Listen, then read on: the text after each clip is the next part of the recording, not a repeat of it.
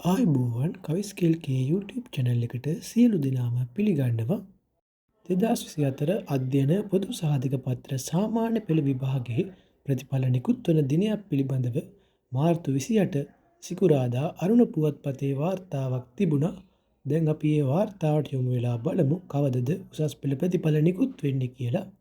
උසස් පෙළ විභාගයේ ප්‍රතිඵල අවුරුද්දට පෙර නිකුත් කරන බවට තමයි අරුණ පුවත්පතේ වාර්තා වෙලා තිබ්බේ. දැන් අපි මේ වාර්තාවට ගිහිල්ලා බලමු වැඩිදුරටත් මොකක්ද ප්‍රකාශ කරලා තියෙන්නේ කියලා. අලුත් අවුරුද්දට පෙර උසස් පෙළ විභාග ප්‍රතිඵල නිකුත් කිරීම සඳහා විභාග දෙපාර්තමේන්තුව දැඩි උත්සාහයක් ගනිමින් සිටින බව එහි ආරංචි මාර්ග පවසා තිබෙනවා.